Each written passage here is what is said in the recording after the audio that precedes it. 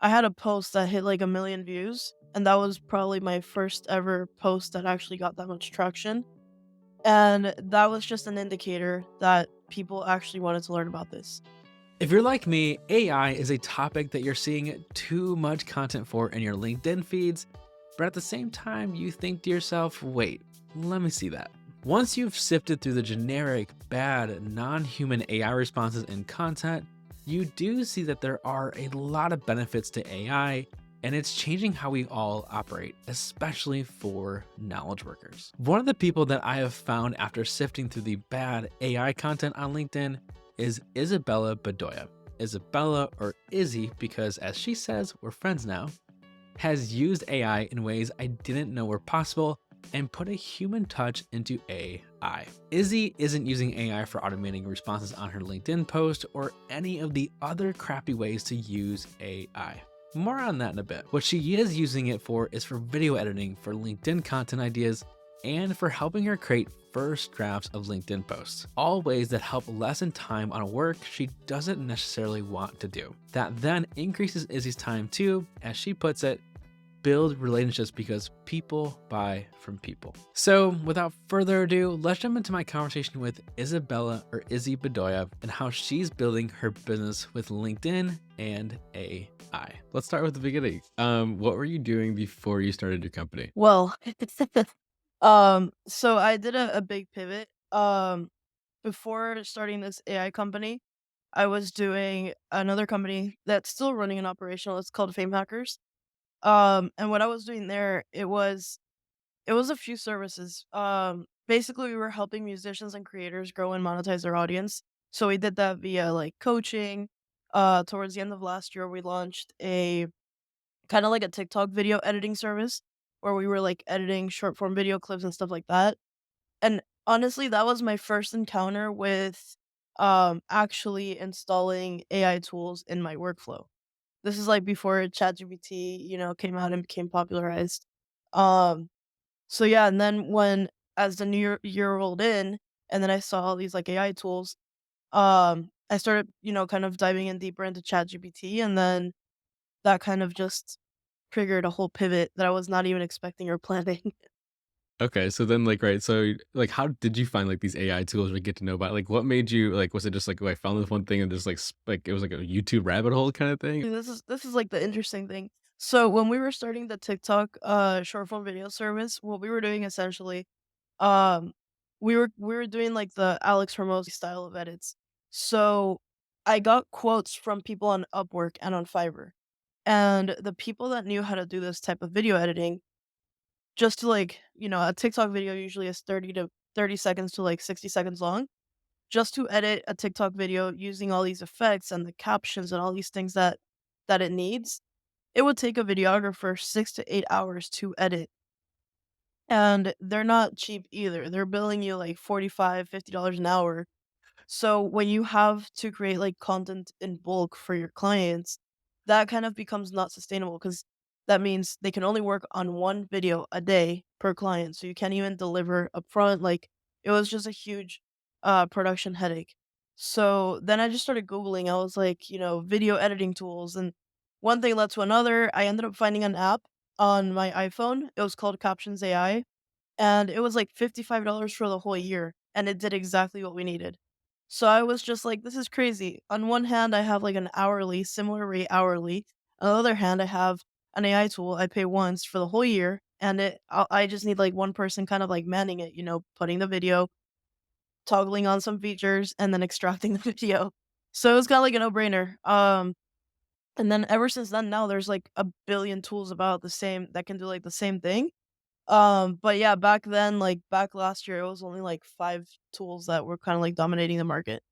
Yeah, totally. I know, I feel like I see them everywhere, and I'm Yeah. like, "Which ones are even good?" So totally, okay, so then what made you go from, right, like, we're doing all this, then, like, now you're, like, fully all in, into AI, so, like, what made you start, like, this current company then? So I kinda saw this like opportunity. If I kept doing the whole video editing thing, I quickly realized it's only a matter of time till all of these apps catch on. People won't like necessarily wanna pay our retainer anymore because they can just same thing that we're doing, have a VA, put them with the video editing app. So I kind of saw this like the future of this. I was like, all right, well, this is probably gonna have to like pivot drastically. On the other side, I just saw like opportunity because I started sharing about AI on LinkedIn. Just like my processes, like how I was using ChatGPT. And this was maybe like the beginning of March. Towards the end of March, I had a post that hit like a million views. And that was probably my first ever post that actually got that much traction. And that was just an indicator that people actually wanted to learn about this. So I started getting a lot of feedback, right? A lot of DMs, people asking me, where can I learn more? How did you figure that out? All these different things. And then I realized, well, I have a lot of experience in like the marketing world, the sales world. So what if I just couple that with AI and just start exploring what that looks like for people in our situation? And yeah, that's kind of what like, a lot of it has been listening to what people want and then creating around that. Did your initial, like, maybe customer base or, like, initial like, at first, like, maybe, like, 0 to 100K in revenue, like, where did those people come from? Like, how did you find them? Was it mostly just, like, LinkedIn or people that you knew? Like, Yeah. how'd you get maybe, like, that start to this new venture going then? So it's 100% LinkedIn. I had to start a new network because my other creators and musicians and like people that didn't really find this interesting. Right, it makes sense. I mean, they're not they're not trying to become marketers or anything. But yeah, so I pretty much had to like start from scratch in March of this year. And just through posting content and showing up online, talking to people, replying to DMs, replying to every comment, starting a Slack community, and then eventually I started giving away stuff in exchange for their email. But this whole new customer base and this whole new business, I started from scratch.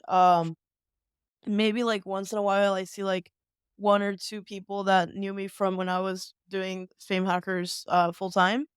And I see them like kind of like merge into here, but for the most part, it's been like 99% new people. That's incredible.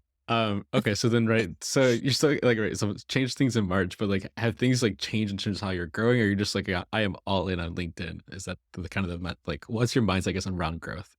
Yeah, so I'm 100% in on LinkedIn right now. I do have plans to start a YouTube soon to kind of like go hand in hand, but right now it's just been 100% LinkedIn because the main reason was uh just from a focus perspective and a bandwidth if I at this when I was like trying to still figure out messaging, what people want, all these different things.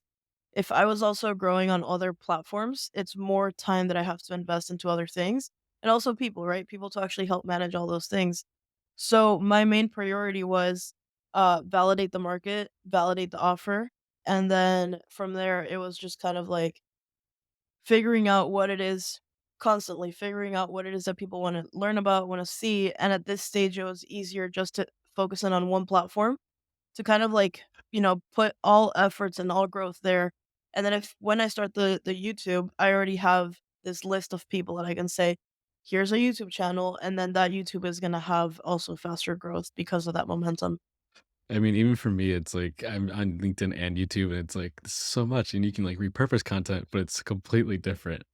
Yeah. So totally understand that. Okay, so then I think you got into this a little bit, but like, how would you describe like your method of growth? Is it more like random, systematic? Like, are you thinking like, ooh, this worked, this didn't, or is it just like, I'm gonna post this and just see what happens and just kind of iterate kind of naturally? Pretty much, yeah. So whatever idea I have, I usually test it through content, and then what I mean by that is like, let's say that there was one thing that I launched that wasn't successful. So I launched I mean, I've probably launched more things that were successful, but this is the one that I can remember right now. I launched a membership, and at this point, I had been selling like low ticket courses. I have some like higher ticket stuff too, but I think it was maybe like around the summer of this year. I was like, you know what? Let me just try this whole membership model. So I launched the membership, promoted it probably for like a week, talked about it, all of this. The landing page got a lot of views, but not a single sign up. So I was like, all right, well, this is not what people want, scratch that idea. Spent like a week, actually promoting it and all of that. Maybe spent like 2 weeks, 3 weeks total. putting it all together. In the greater scheme of things, that's just like a drop in the bucket. So that's kind of how I've been testing. I just kind of see like I look for when people leave comments on my content or when people send me a DM or they send me an email, I'm analyzing what people are actually saying. And then based on that, I start creating content. And then if that content performs well, then that is an indicator that they want more of that. So then I create something paid along those lines. Um, and now we can test even faster because GPTs are out. So you can just, post a GPT. Just 2 weeks ago, I posted a GPT. I said I was giving it away for free. It was going to be able to write your LinkedIn content. That post got over 100,000 impressions and 100 opted in leads into my email list. So so it's like that indicates me that hey, you should post more like how to write LinkedIn content type of post because that's what people want. Or how to use AI to do that. There's so many things I want to double click, but I guess just a little bit double click on this. Like, where do you see like right? So, like in terms of like listening to people, like in terms of like AI, right? There's like I think everyone, a lot of people are thinking about is like, okay, where's AI actually like the most helpful? Is there like specific things you're like, ooh, like yeah, this is AI is really helpful here, or it's not so helpful here yet? Like, are there specific areas where you see like AI being really helpful for people? I think ultimately it boils down to your prompting, because it can accelerate so much, anywhere from sending an email. If you start using like automation with it, like Zapier automations or connecting with like Make or any of these platforms, then it becomes even more powerful. And I think a lot of people don't realize that. But I think AI, it definitely can impact a lot of the spaces. Now, one part that I absolutely don't use it for, I'll use it maybe for like content creation, content ideation, but I won't use it for automating LinkedIn. And this is like a pretty unpopular opinion because there's a lot of people out there automating their LinkedIns. But the reason is because there's two reasons why I don't like automating LinkedIn. First one, it's against TOS. So I don't wanna, like, ruffle their feathers and then risk getting banned from their account. They actually put it twice on their TOS. The first time they say, "Don't use, like, third-party apps that can scrape, crawl, etcetera," and then the second time they say, "Don't use automation bots that can send messages," and all of that. So, from that perspective already, it's like, I don't wanna like, they're being very strict, I don't wanna, like, ruffle their feathers. From the other sense, at the end of the day, people buy from people. So our goal, if we can automate, 90%, 80% of the business, then we have so much free time to actually focus on the one thing that only humans can do, which is build relationships. So that's kind of like where I dedicate most of my time. Relationship, human interactions, all of that. And then on the back end, I continuously find ways to like automate more and more and more and more so that that kind of runs automatically and I spend more of my time on the other side. Yeah, that totally makes sense. I think I've noticed that too because you can feel like you can tell when there's an AI reply. It's Yeah. like very clear. The last question for you is okay, so it's kind of recent, but I guess if you're maybe let's say that you're like gonna restart on LinkedIn or like restart this all together, what would be the first thing that you would do maybe to get started again? This is a really good question. If I had to like restart LinkedIn all over again, I would double down on two things. The first one is posting quality content and giving away stuff for free. Like I can't tell you how valuable it is to give stuff away for free. Um, so I would post. So this is like the kind of content I would post. I would post video, like not vertical video because it's LinkedIn. So like horizontal or like the square videos. I would post those no more than like a minute long. How to, just sharing a how to. And the other thing that I would post are carousels. Carousels, of course, they have like a lot of reach, a lot of engagement as well. The carousels, this is one mistake that I see people make. They grab the copy that was generated from ChatGPT and they make their carousel. But when you read the carousel, it's literally like you get left with so many questions because it's so generalized. So be very specific. Even if you feel like you're giving away a lot of knowledge, at the end of the day, 1% of the people reading your content will actually attempt to act on that knowledge. Everyone else will come to you and ask you, "How did you do it? Can you do it for me? Do you have a service? Do you have a place that you can send me to?" So give, give, give, give, give, because law of reciprocity, right? Like the more you give, the more you'll get back in many ways. Not just financial. Like that's another thing too. Like people think it's just a financial thing. the opportunities, the connections that unlock, it's really crazy. And then people position you in their minds. This is like what I've actually experienced and seen. People position you in their minds as you are a high value creator. I love following you because you share and you're not gatekeeping and you're not charging for every little thing. So that's my conversation with Izzy. If you enjoyed it, let me know by subscribing to the station email newsletter. You can subscribe right in the description. I promise I won't spam you, and I'll reply right back to you if you email me there. I send the newest episodes through the newsletter, plus additional resources each week.